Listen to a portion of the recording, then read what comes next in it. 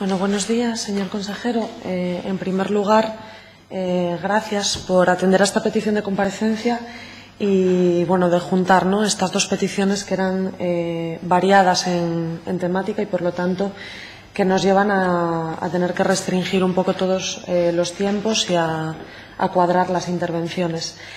En mi caso, la petición de comparecencia iba dirigida a cuestiones relativas con el proceso de oposiciones y con la situación del profesorado interino. Entonces, voy a empezar por esas partes, puesto que son las que, en un principio, son las que más nos interesan.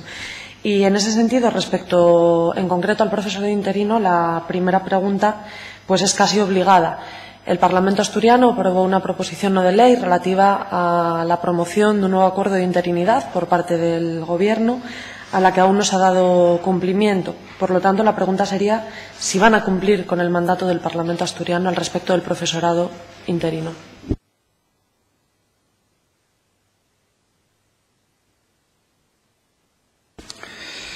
Sí, señoría. Buenas tardes, porque ya son casi tardes. Le digo que efectivamente hubo una proposición no de ley del Parlamento para requerir digamos, acordar un nuevo marco sobre el profesorado interino. Nosotros tenemos un acuerdo de interinos, como es bien sabido, de 14 de abril de 2014, que cuenta con el apoyo y la firma de dos sindicatos, FETE y IAMPE, FETE-UGT y IAMPE, aunque otras dos organizaciones sindicales, en este caso SUATEA y Comisiones, no firmaron este acuerdo, aunque, señoría, tampoco firmaron el anterior, el 2005. Que, por cierto, el 2005 que fue derogado por el actual y que tenía un sistema por el que no era necesario presentarse a la oposición y en el anterior y la experiencia pesaba el 50% frente al 35% de la nota de la oposición. Por lo tanto, esto para nosotros, señoría, demuestra que para algunas organizaciones sindicales parece que no les vale ningún acuerdo. No les valía el del 2005, no les vale el del 2014 y no sé si les valdrá el del 2020. Entonces, esto nos hace pensar que no es fácil llegar a acuerdos. No es fácil llegar a acuerdos. Y, sobre todo, no es fácil llegar a acuerdos bajo unas premisas que para nosotros son irrenunciables, que es el conciliar la valoración de la antigüedad con las posibilidades de acceso a la función pública docente de aquellos profesionales recién graduados o titulados. En este sentido, como vemos que no es fácil llegar a acuerdo y como hemos dicho, y antes creo que lo he resaltado, este acuerdo tiene aspectos muy positivos, bueno, pues tendría que convencerme, bueno, no se lo digo a usted, alguien tendría que convencernos de las maldades de este acuerdo, de las bondades de otro acuerdo, que fuera mejor y que satisfaciera a todas las partes o a una gran mayoría, ¿no? Porque este acuerdo vigente concentra, a nuestro juicio, nuestra política y nuestro criterio de gestión en un asunto fundamental para la calidad del sistema educativo y para la atención a los derechos laborales de todos los interinos. Porque, fíjese, en el preámbulo, y no me enrollo más con este asunto, del acuerdo, se dice que es un planteamiento equitativo, basado en los principios de igualdad, mérito y capacidad, y coherente con todos los intereses de las diferentes personas con vocación docente. Los nuevos titulados que nunca han trabajado y que creo que tienen derecho legítimo a trabajar, y el interino que tiene meses o años de antigüedad. El que tiene unos pocos años y el que después de años sin tener oposiciones o también porque se presentó y nunca obtuvo plaza. Todos en definitiva. Y en este sentido, este marco, donde ha equilibrado la experiencia en un 40% con otro 40% de la nota de oposición, pues nos parece que resulta adecuado. Entonces, respondiendo a su pregunta, no hemos atendido esa propuesta, o esa proposición no de ley, ni tampoco otras peticiones de otras organizaciones y sindicatos, por entender que este acuerdo que tenemos presenta aspectos muy positivos de los que, como consejería, no queremos renunciar. Porque entonces, si no, dígame usted, por ejemplo, si estaría dispuesta a subir la experiencia laboral, por ejemplo, al 60%, aminorándolo la nota de oposición a un 40%, por ejemplo. Nosotros no estamos dispuestos a eso y por esa es la razón, que no un capricho, sino una justificación, al menos una explicación, señoría. Señor consejero, yo le he hecho una pregunta muy concreta, que era acerca de un mandato parlamentario, y usted me responde hablándome del contenido de un acuerdo y de la posición de un sindicato. Le recuerdo que su interlocutora en este momento es una diputada del Grupo Parlamentario Podemos Asturias, no una representante sindical de ninguno de los sindicatos, ni de la mesa sectorial, ni de ningún otro órgano. Por lo tanto, no le preguntaba si han atendido o no a la petición. Esa respuesta ya la sé, y es que no lo han hecho. No han cumplido con el mandato parlamentario de la misma manera que el Gobierno asturiano no cumple nunca con los mandatos que emanan de este Parlamento. La pregunta es sencilla y se responde con un sí o un no, es si lo van a hacer. Entonces reitero la pregunta, no si lo han hecho, sino si lo van a hacer. En primer lugar, nunca dudaba yo que estaba hablando con una diputada del Grupo Parlamentario Podemos Asturias. He hecho esas otras referencias por entender, señoría, que venían a cuento por razón de contenido. La respuesta, entonces, es no. Muchas gracias por la respuesta explícita. ¿Cree que el actual acuerdo de profesorado interino se adapta o, mediante su aplicación, se da cumplimiento a las recientes sentencias que se han conocido durante los últimos meses relativas al colectivo de profesorado interino con algún tipo de discapacidad reconocida?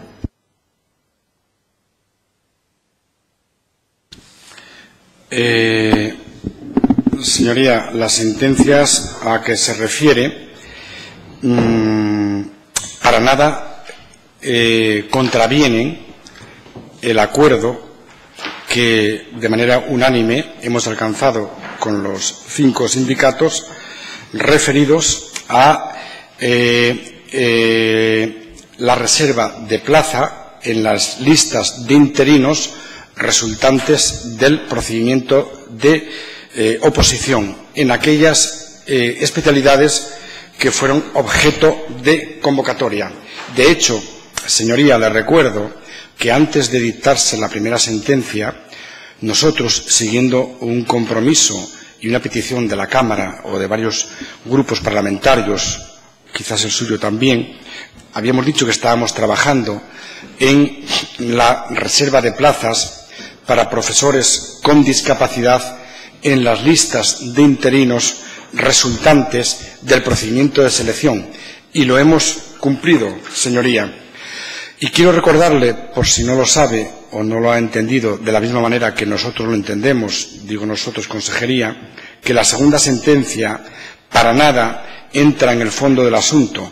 Es una cuestión doctrinal ante un recurso presentado por esta consejería sobre si era de aplicación o no era el decreto 2012 a la función pública docente, y el juez resuelve sobre esa cuestión entendiendo que sí, pero repito, a juicio de los servicios jurídicos de la Consejería de Educación, la segunda sentencia no entra en el fondo del asunto y por lo tanto no deslegitima para nada, ni que nosotros entendamos resuelve el acuerdo que nosotros entendemos como vigente y queremos seguir cumpliendo y ampliando el próximo año a todas las especialidades que se convoquen en las oposiciones de educación primaria. No sé si le he contestado exactamente lo que preguntaba. Me ha contestado, pero espero estar entendiéndole mal, porque me ha parecido entender que usted antepone el criterio de los servicios jurídicos de la Consejería de Educación a una sentencia. Y en la sentencia, en las sentencias en general, que van a seguir además saliendo, se habla explícitamente de creación de 2 listados de profesorado interino. Se han elaborado, por ejemplo, las especialidades convocadas, cuándo se van a extender al resto de especialidades y qué va a pasar con las especialidades que no tienen oposición, como por ejemplo la lengua asturiana, donde nos encontramos con el problema de que ese profesorado, si hay algún candidato o candidata con algún tipo de discapacidad reconocida, jamás o por el momento, tal cual está el tema, esperemos que cambie, y usted sabe que nosotros nos hemos puesto a su disposición para que así sea, para que haya oposiciones y una especialidad de lengua, pero de momento, tal y como están las cosas, el profesorado de lengua asturiana, por ejemplo, jamás podría tenerse ese derecho. Entonces, según lo que me está diciendo y con el criterio de los servicios jurídicos de la Consejería de Educación, ¿qué medidas van a tomar para resolver este problema? Insisto en que es nuestro criterio y el mío particular de que las sentencias a las que se refiere no atacan el cumplimiento del acuerdo de interinos, salvo mejor criterio fundado en derecho, quede claro. Segundo, este acuerdo efectivamente tiene limitaciones. Hemos dicho que el próximo año, en las especialidades que se convoquen, haremos lo propio en la reserva de plazas, que por cierto es la única administración educativa que ha dado este paso, lo sabrá también, ¿no? Y estamos muy orgullosos o contentos de haberlo hecho. Efectivamente, una limitación que tiene el acuerdo, y lo hemos hablado, señoría, con los sindicatos firmantes, todos por unanimidad, y habrá que darle una revisión, puesto que hay especialidades que probablemente no puedan ser objeto de convocatoria, y una de ellas, la que usted ha referido, salvo que logremos, y eso espero, el reconocimiento de la especialidad docente, en lo que, por cierto, espero con toda su colaboración. Nosotros estamos trabajando en ello, como sabe. Pues bueno, es una debilidad del acuerdo. Negarlo sería necio, desde luego. Entonces, también los propios sindicatos se comprometieron, esto era una primera base, a mejorar estos aspectos, y puede ser, mire, un compromiso nuestro de revisarlo. Gracias.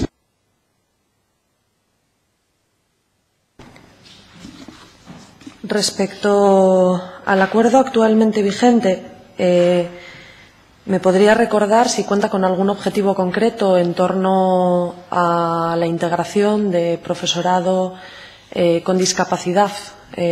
¿Algún objetivo al respecto de este colectivo? No entiendo bien su pregunta, señoría. ¿A qué objetivo se refiere? Si en el acuerdo de interinidad actualmente vigente de profesorado interino se contiene o se contempla algún objetivo respecto al profesorado con discapacidad, algún porcentaje de integración, etcétera, que tenga que ver con los porcentajes, por ejemplo, establecidos en la ley estatal o en el propio decreto que está en vigor aquí en Asturias, en la comunidad autónoma. Yo creo que los porcentajes son los que están fijados por decreto, un mínimo de un 7%. Eso figura explícitamente, quiero recordar, en el acuerdo. Por lo tanto, esa es la cifra menor de la que partimos para dar cumplimiento al acuerdo. ¿Y me puede decir cuál es el total de plantilla de profesorado interino que a día de hoy trabaja en la educación pública asturiana? Creo recordar que unos 2.600, le hablo de memoria. ¿Considera que se ha cumplido ese objetivo del 7% de profesorado con discapacidad en atención tanto a la legislación vigente como a la normativa autonómica, y a un objetivo que entendemos que está por encima, y estoy segura de que comparte esta opinión conmigo, por encima de esas propias normas, sino por un criterio estrictamente también social y de igualdad de derechos? ¿Considera que se está cumpliendo ese objetivo actualmente con el porcentaje de profesorado que hay? Desde luego que no, pero también he dicho y he reconocido que somos la primera administración que hemos dado cabida a este profesorado.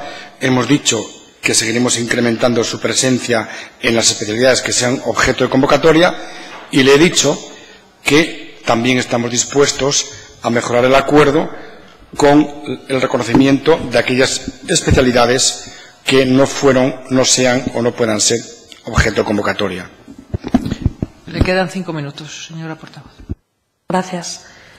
En su intervención inicial dijo una frase literal que era: somos firmes defensores de la evaluación como propuesta de mejora. Entiendo que es en su intervención inicial de esta misma comparecencia.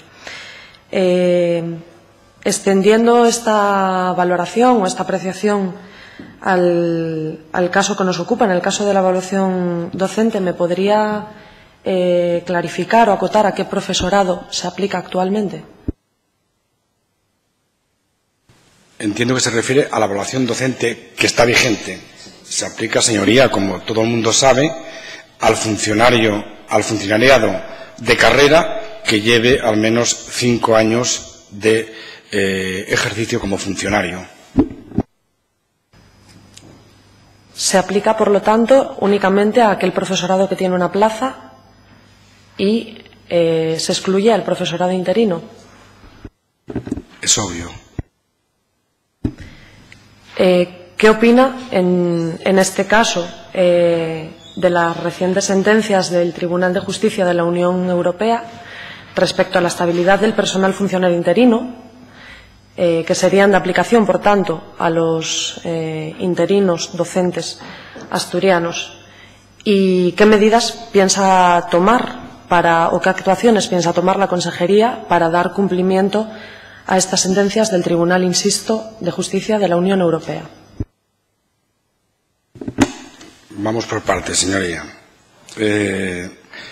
Los tribunales europeos tienen prevalencia sobre los tribunales, digamos, internos, o el derecho europeo prevalece sobre el derecho interno.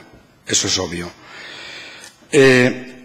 Esa sentencia, que es un auto, señoría, a petición del Juzgado de lo Contencioso de Oviedo, en una pregunta prejudicial, dice que efectivamente no hay razón para discriminar por mor de el trabajo bien sujeto a temporalidad, a un determinado fragmento, o el trabajo continuado.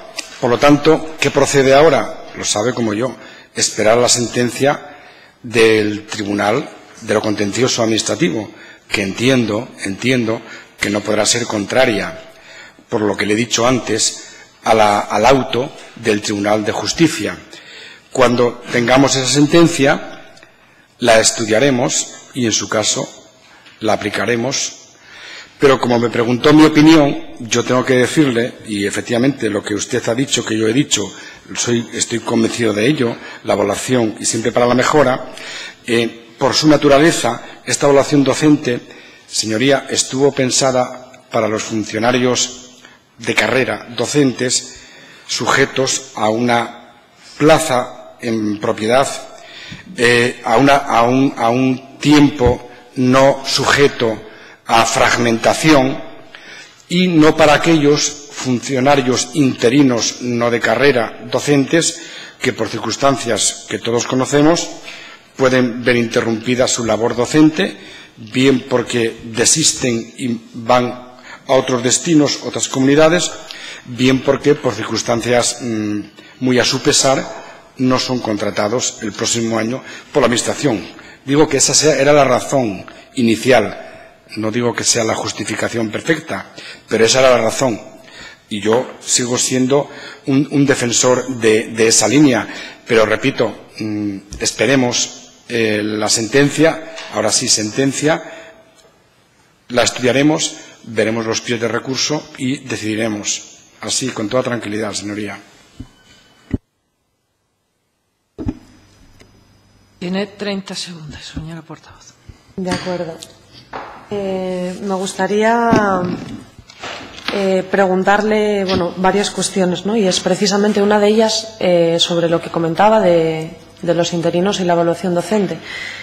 Sin entrar en si estamos de acuerdo o no con el sistema de evaluación, que sería otro debate, pero respecto al sistema de evaluación que actualmente está vigente, ¿qué diferencias a nivel de competencias laborales en el desarrollo del trabajo justificarían esa diferencia para que a unos aplique y a otros no?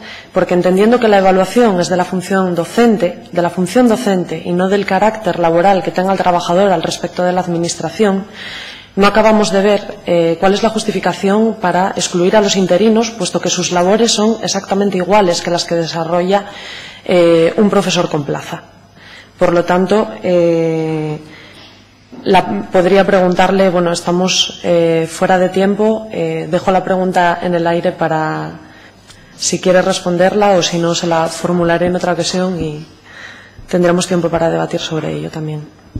Yo, si me permite, la presidenta, casi prefería contestarle muy brevemente, puesto que además el presidente antes ha sido muy generoso con los tiempos, no con los míos, que me cortó en el punto en que más ansiaba terminar y culminar. Pero bueno, muy brevemente, señoría. Mire, los parámetros, no sé si los conoce, de la evaluación docente, en realidad no miden con demasiada firmeza competencia alguna, sino unos parámetros de dedicación al centro, a la labor docente, pero donde sería difícil apreciar ninguna diferencia, salvo que no fuera la dedicación en tiempo del funcionario interino docente a las labores por las que se pregunta, porque, repito, es la dedicación al centro, a la participación en proyectos, al tiempo de permanencia continuada, y todo eso es obvio que lo hace un funcionario interino y un funcionario docente, salvo que el primero de carrera, salvo que el primero se vea privado, por las razones que antes apunté, de su continuidad en el trabajo. Eso es claro. Sí que los interinos tienen algunas limitaciones en el ejercicio por razón de su condición, como el acceso a los cargos directivos, mucho más limitado, u a otras, digamos, tareas que jefaturas de departamento, coordinaciones de ciclo, que casi por naturaleza son asumidas, señoría, por los funcionarios en prácticas, los funcionarios de carrera docentes y no por los funcionarios interinos. Esto es lo que le puedo decir. Muchas gracias. Gracias, señor consejero. Es el turno de